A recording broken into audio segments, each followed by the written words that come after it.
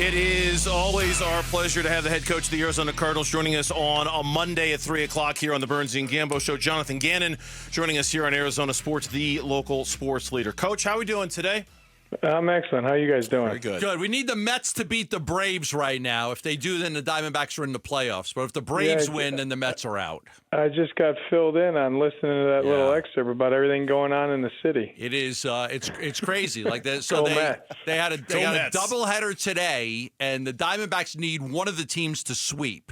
They can't have a split, and because the Hurricane Helena, these games got pushed to today. It's only two teams playing. They're playing each other twice. So we need right now the Mets to come back and beat the Braves so the D-backs can get in. You on board? All right, we're rooting. All right, we're rooting. good. All right, this is a two-part question. I'm going to start with this. Darius Robinson, eligible to come off this week. Do you expect him to be activated? Do you expect that he'll practice and maybe play? Yeah, we'll see how these next couple days goes to decide on all three guys that are eligible to come back. So I don't have an answer for you that right now, but they're doing everything they can to get out there with their teammates. So they're doing a good job, but need a couple more days to decide that. Yeah, it seems like, it does seem like sometimes you're bringing a knife to a gunfight. It's a famous phrase on this show. I mean, Justin Jones goes out with the torn triceps versus the Lions. You go, no Darius Robinson, and teams have been able to run on you guys. There's some bad missed tackles, and I know you want to clean that up, but just give me your level of disappointment with the physicality and not being able to stop the run. Yeah, I would say the first thing, I don't think we're bringing a knife to a gunfight. I'm confident in the guys that we have. Now, with saying that, we got to do a better job in the run game. From the little details of playing run defense, and it takes all 11, so we all have our hand in that, but there's no doubt about it. We can't let the ball go up and down the field in the run game, so we got to shore that up. Justin was playing, 69% of the snaps week 1, 67% week 2. Everybody else has had to be elevated a whole lot with him out. How much have you missed him? Yeah, I mean, anytime you lose a good player to injury, that hurts. But like I said, I'm confident in the guys that are up and playing, and we'll figure it out.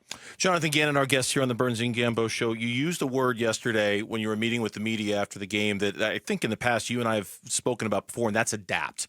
Have you decided what adaptation looks like for you after what happened last year, for you and your coaching staff, and what that? Yeah, we're getting there. We had good conversations last night and this morning, and then the players are out of here now. And these next kind of 48 hours, we gotta shore up some things and make sure we're making a couple tweaks and changes. And I don't think it's, I told the players that and the coaches that today. It's not. If I thought we were really far off, I'd rip it up and we'd start from scratch, but I don't think it's that. It's just a few minor tweaks here and there, and we'll get at it.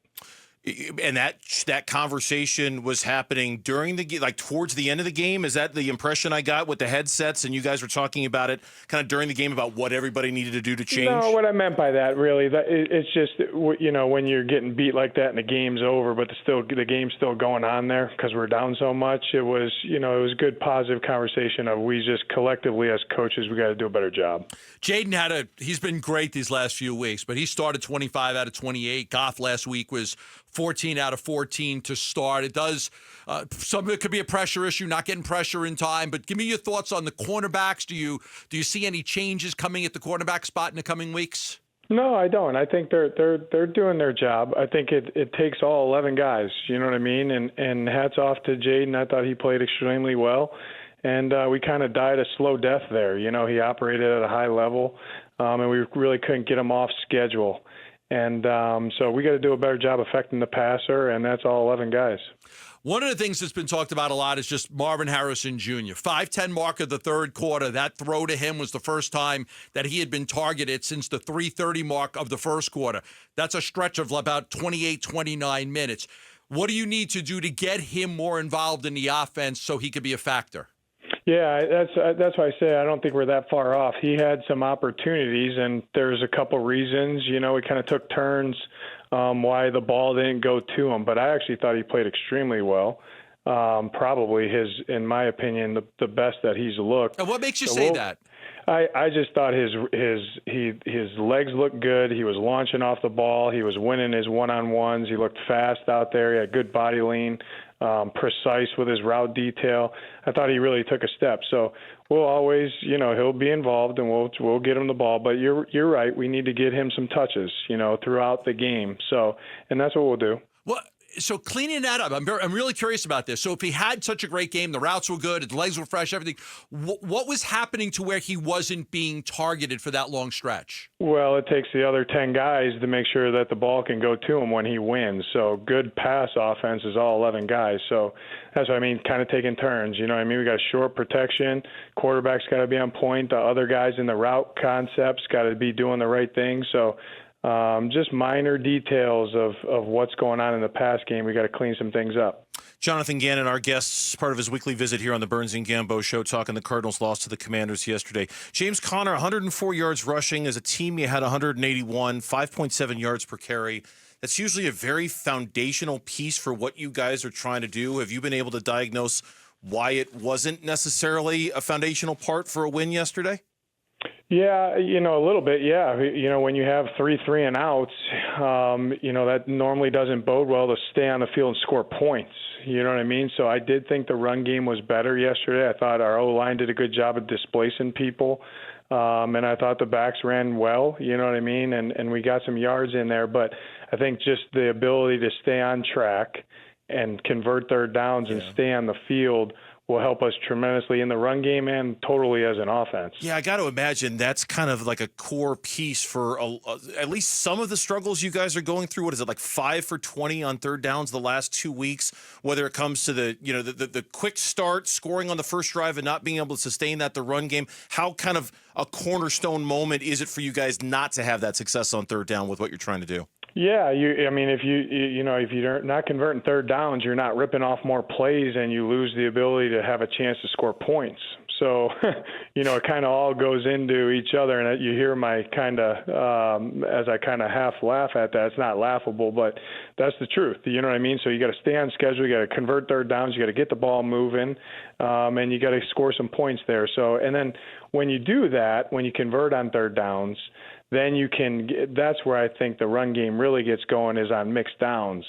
And so we know that's how we want to play, and we got to keep doing a better job of it. But I did like where the run game was at yesterday. How have you seen the guys respond so far today to what you've been preaching to them since yesterday? Yeah, everyone's got a bad taste in their mouth today, obviously after you get beat like that. But like I told them, it's minor things that we got to correct and adjust and adapt to, and that'll give us a better chance to win. So I did tell them this, though, today. I said, you should have a bad taste in your mouth, because I do too.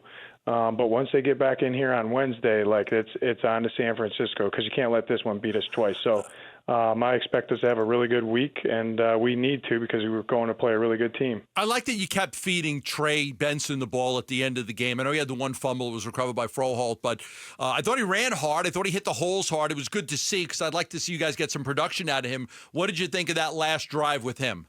Yeah, I thought it was good. It was good to get him, just like you said, it was good to get him some touches. I thought he made a couple good, correct decisions where to place the ball. He broke some tackles in there, and he got lathered up and got going a little bit. So he's doing a good job working on his game, learning the intricacies of playing the position for us. And he's doing a good job, and he's going to continue to factor as we keep going. Last one for me, and I know you talk about all 11 guys and all the little things you got to clean up just on the edges and the chipping and all of that stuff. What would you like to see your quarterback do a little bit differently? With the trouble engineering some of those drives, how much of those struggles on him? What could he do differently going forward? Yeah, just keep the operation clean. A couple times our operation wasn't exactly clean. And he knows that kind of starts with him and then goes to everybody else, and then continue to keep competing and making plays for us. And that's what he'll do. But like I said, it's just not him back there. It's all 10 guys out there. So we just got to operate a little bit better. Coach, we appreciate the time as always. Good luck this week, okay? Thank you, guys. I appreciate it. Have a good week. You got it. Take care. Jonathan Gannon, our guest here on the Burns Gambo show. Thanks for watching Burns and Gambo. Click to see more from the guys and hit the button in the middle to subscribe so you never miss a video from Arizona sports.